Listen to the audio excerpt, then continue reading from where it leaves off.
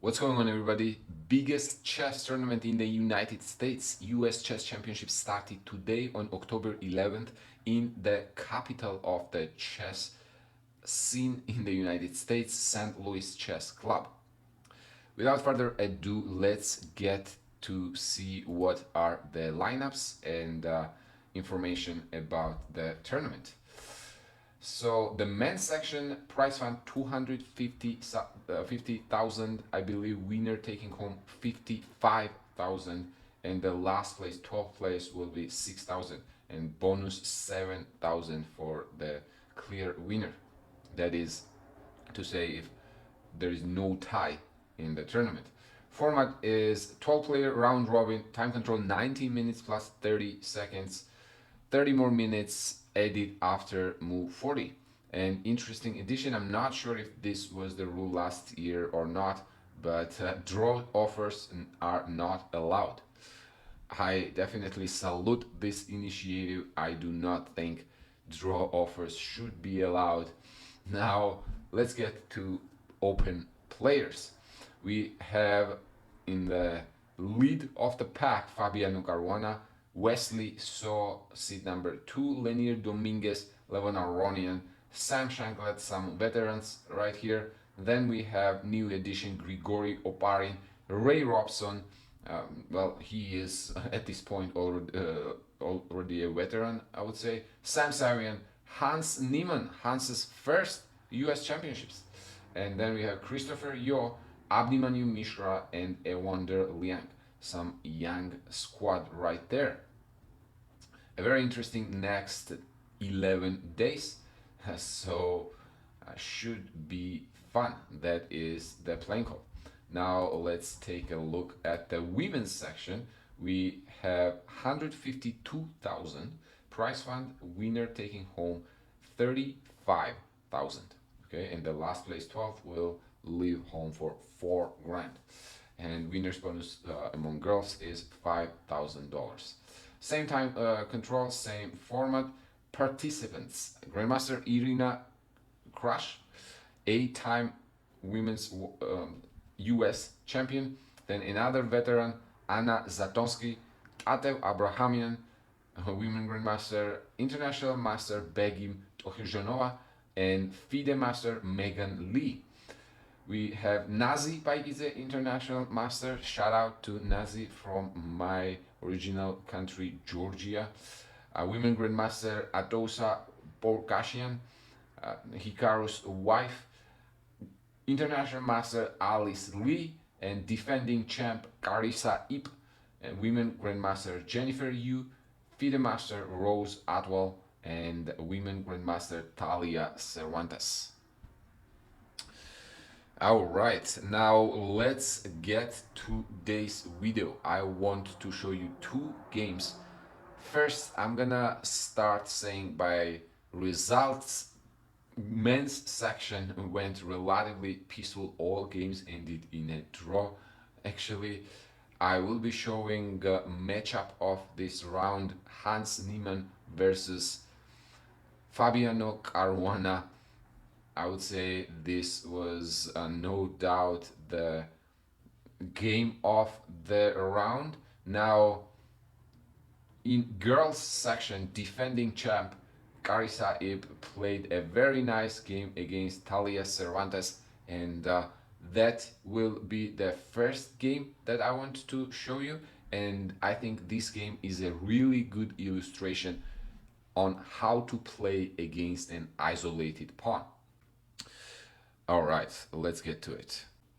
Carissa starts game with c4 English opening, and Thalia responds with e6. This is a standard way to transpose to Queen's Gambit decline type of positions. Basically, one system fits it all kind of structure for black. g3, d5, bishop g2. Now Carissa wants to go for Catalan type of position. Fianchetto's bishop early on the long diagonal. Knight f3, and Thalia early declares his intention to take control of the center with c5, short castle, knight to c6, and pawn to d4. We are entering Tarrasch territory here. Tarrasch defense is very popular way to counter Catalan and in general any type of queen's gambit decline type of positions. Bishop to e7, cd, ed, and now we have basically original Tarrasch position with g3, bishop g2, and fianchetted bishop. D takes c5. Since bishop had moved already, white is happy to take on c5 and make bishop lose another tempo. Bishop takes c5, bishop goes to g5, putting the pin on the knight, short castle, knight c3, d4. This is still the main line territory. Bishop takes f6, queen takes f6, knight goes to e4. Still, we are in theory. Knight d5 is also a move here, and then going knight d2. Knight d4, attacking the queen and the bishop. Queen retreats back to defend it. Knight takes c5, queen takes c5, and rook goes to c1. We have a standard isolated pawn position on the board. It is push to d4. Most common usually is when pawn stands on d5, but still a very common pawn structure. Queen goes to b6 now. b2 pawn was under attack. Pawn to b3.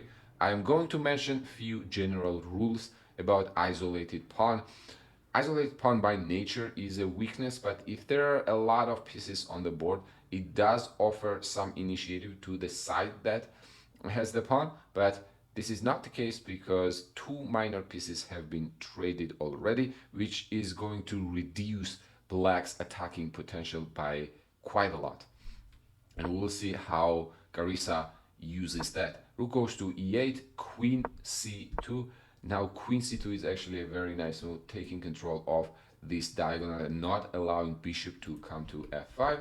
Pawn goes to h6. There were, I think, also some threats of knight g5 and rook f to d1. That was another trumps of queen c2, freeing the d1 square for the rook. Bishop goes to g4, rook d2. Another very nice prophylactic move. This queen might be needed to other places, and rook gets on the second rank to secure the e2 pawn here, and in the future doubling towards the d4 pawn would also be a possibility. Rook goes to d8 to secure the d4 pawn, and the next stage of Carissa's plan here, trading queens. Now this should give us an idea that endgames for the side playing against the isolated pawn is always a good idea. White would love to trade queens in this position. Queen to c5, rook c5, rook e7, and now white's position here grew quite a bit compared to when queens were on the board. Let's see why is that. h3, bishop retreats back to e6, and another very precise move here, knight to e1. Knight is the best blockader, so it is headed towards the d3 square, freeing the long diagonal for the bishop. Now the c6 knight will be loose, and once knight gets on d3, this rook will also be free to come on c5. Black plays rook e to d7. First inaccuracy, or serious inaccuracy in the game, shall we say. Knight moving away would be a better idea, something like b4, but I totally understand this. After rook b5 move here, seemingly black has to retreat back to c6, and for the human this is not an easy choice, and white would probably continue with knight d3. Again, knight c5 would be a threat. Rook c2, white is having a lot of fun. So black played rook e to d7, bishop takes c6. It is time to get rid of that knight, and after b takes c6, h4, securing the pawn on h3. Now the c6 pawn is a weakness, d4 pawn is a weakness, so trading pawns is not in white's interest. Usually defensive side wants to trade pawns for most parts. Knight to d3, rook to b8. Now we're left with the technique part, so-called. White will try to poke all the weaknesses and see which one they can win.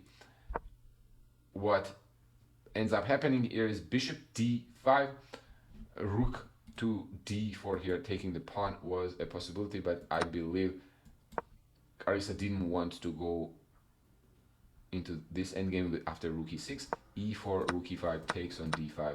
This should still be winning with a healthy pawn in the rook endgame.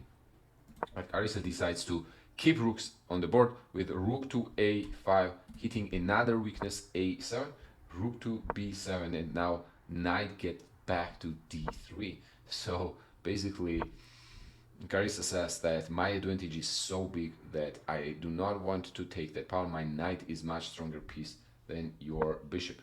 g5, f3, f6, knight goes to c5, hitting the rook, rook to e7, putting the pressure on e2. Now it is time to bring king into the game. Endgame is about pass pawn and active king.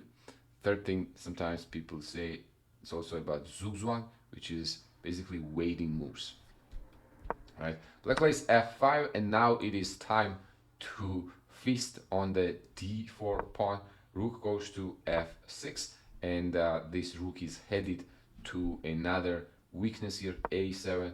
Rook has to defend it from f7. Knight retreats back, a little bit of shuffling here. Black desperately tries to create some counterplay.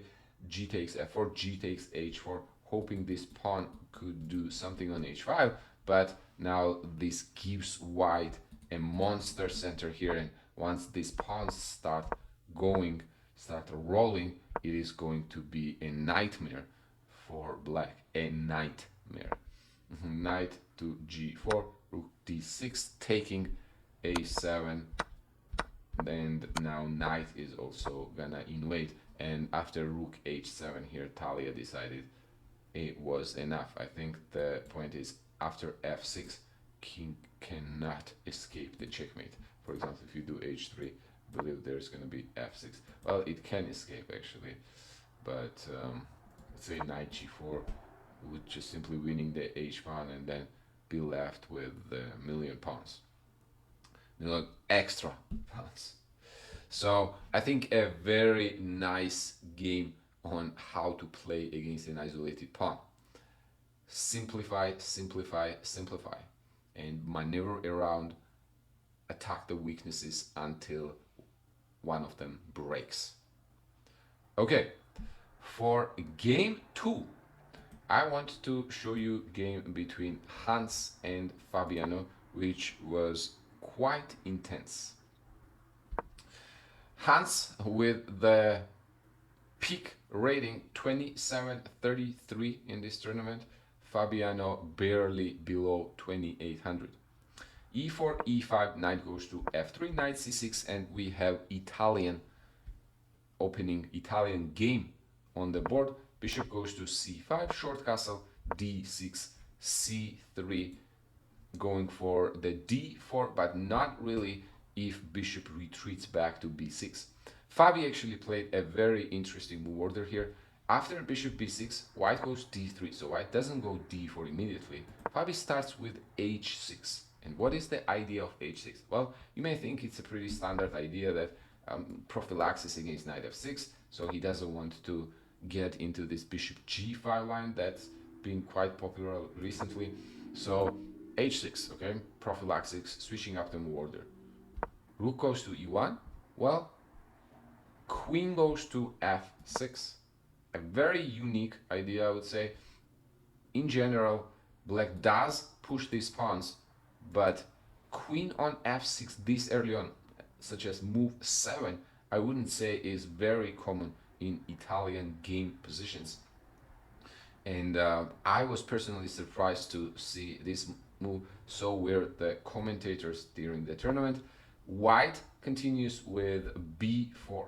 Hans played this relatively fast in 5 minutes. That makes me think that he had probably seen this move. Now white plays b4, and my expectation was that black wanted to follow it up with g5. That's why they would put queen on f6 with the idea maybe like queen g7 or queen g6 and g4, trying to put the pressure on f2 pawn. Actually, that makes a lot of sense. But apparently, Fabi doesn't go g5. So after a4 here, this is an interesting position here. g4, a5, taking on f3, taking on b6, and position is a mess where apparently white has an advantage because his pieces are way more active. Rook e3, by the way, is a nice move here. If you take there will be, I believe, rook f3. Oh, well, I thought there would be rook f3 hitting the queen and the f7 pawn, but computer says that is not the case. You should just continue playing knight a3 with the idea of maybe hitting black weaknesses from the other side. It's almost like in boxing, you do from both sides. Can't let them catch a breath. So b4, knight to e7 was played in the game. White follows up with more expansion on the queen side. Black balances with a5. Obviously this bishop now was in trouble, so black had to play a5, b5, and knight retreats back to d8. After knight d8, Hans decides to play bishop e3, offer the bishop trade, and after bishop trade, this g5 idea will not be nearly as powerful. Plus, we gotta keep in mind that white does not have a hook. Hook is a pawn which can be attacked. So if pawn was on h3 right now, then this g5, g4 idea would be way more direct. Now, without the pawn on h3, g5 probably would lead to something like bishop d6 and maybe then knight ft2, and that this knight is gonna reroute to e3 potentially, or g3 even, and maybe the other knight to a3, e3, and then hitting these weaknesses into black's position. So now this g5 is going to be a weakness basically. Knight goes to e6, knight d2, and knight comes to f4. A lot of tension in the center here, and Hans decides to increase this tension with d4. Bishop comes to g4, pinning the knight, h3, kicking the bishop away. Bishop goes back to h5, and a very patient move here, bishop f1. Very mature from Hans to secure white's king side. Okay, black goes short castle, and computer is saying that this is an inaccuracy. Black could have gotten here a very considerable advantage with moves like g3 first, kicking the knight away, then g4, kicking the bishop away, and then h4, threatening g5, trapping the queen. And if knight retreats back to f4 here, or comes back to f4, then g5, queen e6, takes on f4, king h2, bishop h3, with a lot of initiative for white. This is almost plus 1.5. So this could have been trouble for Fabi. I think Hans out-prepared Fabiano in this game, and Fabiano got lucky here, as we'll see in a few minutes. So rook goes to c1, knight retreats back to e6, and now we're back to the previous line. What I mentioned, g4 comes with a lot of firepower here. Bishop back to g6, and the decisive move I think would have been h4, but Hans does not go for h4 here. It does look a little weakening, so it's hard to blame him. For example, if knight d8, then bishop h3, again renewing the idea of trapping this queen. If you go knight f4 after h4, it's the same thing basically. g5 takes there, king h2, bishop h3. If you go knight to c7, what is the case here? Then anyways, g5, queen e7, try to take there. If you were to take back and takes queen e7, knight h4, I guess queen g4 is coming. Bishop probably, not sure where is the best, probably here, king g2, rook h1. White has a lot of initiative here. It's almost +2. All right, so h4 was the most critical chance in the game, I think, by far. What Hans decides to go for here is force the matters with knight e5, which is a nice tactic, but after ded, queen e5, Fabi finds only moves pretty much, and we'll see what was that only move. Knight goes to f3. Now what is happening here? White has sacrificed a piece, but queen is in trouble. Queen is about to get trapped if it goes back to f6 with e5, and it can't go anywhere else. If queen goes to d6, then takes, and bishop takes b6. If queen takes e4, which is the only other place for the queen and the move from the game, now white takes the bishop on b6. And a very important move here that kept the game on equal terms was rook a to d8. Let's see what is happening. Queen is hanging, so queen has very limited number of squares where it can go. f4 would be one, but then after bishop e3, let's say queen goes to f6, here the line goes bishop d4 attacking the queen, knight takes d4, queen d4, and black ends up in a very uncomfortable endgame here. For example, if you take queen d4, c d4 hitting the knight and the c7 pawn, knight d5, bishop c4, knight b6, bishop to b3. This rook is attacking the c7, knight is completely offside, bishop is completely offside, another rook wants to get to e7, knight e5. This is a winning position for white. Although material is equal, positionally and strategically, game is over. So we could see Fabi getting a little uncomfortable here during the game, but he did find the precise move, which is rook a to d8 to attack the queen, and white has to play something like knight d4. Computer is suggesting that knight d2 and trying to keep the pieces on the board with bishop e3, and then queen goes to f3.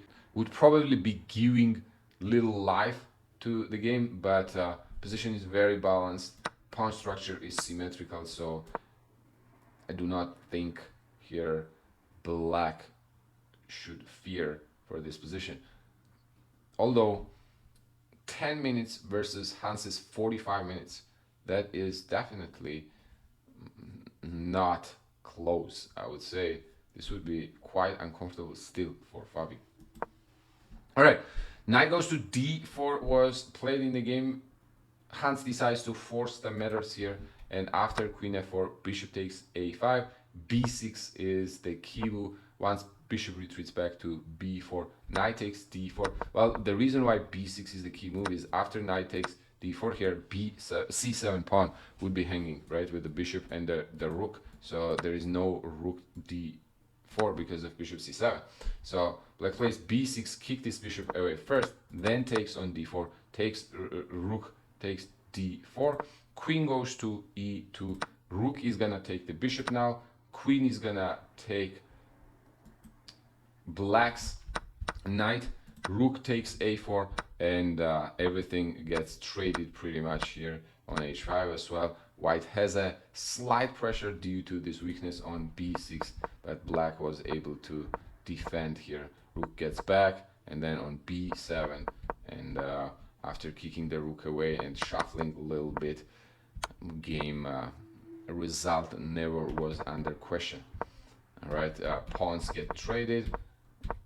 Here it is actually fun to see that they did not agree on a draw.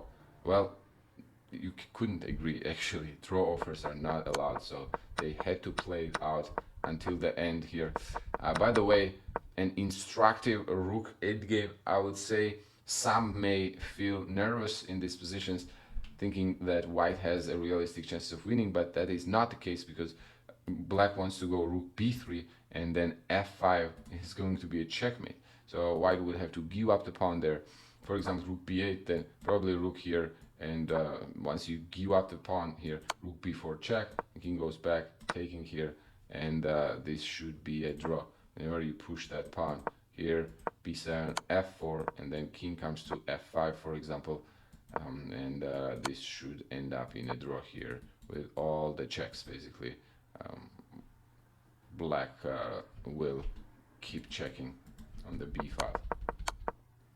Okay, maybe king actually back to h7 is easier, and black just keeps playing king h7, king g7, and rook is not gonna be able to get around to support this pawn. Okay, You gotta be careful not to play king f7 and fall for rook h8. This would be the type of trick that white would want to pull up, but obviously at this level that is very unlikely. So after rook f6, rook takes b5, and 2 versus 1 should be a relatively easy draw for black, and that is what happened. Stalemate. Interesting matchup. Let's hope that second round we're gonna have more decisive results. Now Hans seems ready to fight. I think he came out swinging and was very close to scoring a victory over tournament favorite and the defending champ Fabiano Caruana. All right, those were the two games that I wanted to show you. Hopefully next round for the men's section gonna have more decisive results. Do let me know what you think of these games and who you are rooting for. Who do you think has the most chances to win the tournament objectively, and who do you think can become dark horses of the tournament? All right, cheers. I'll see you in the next one, round 2.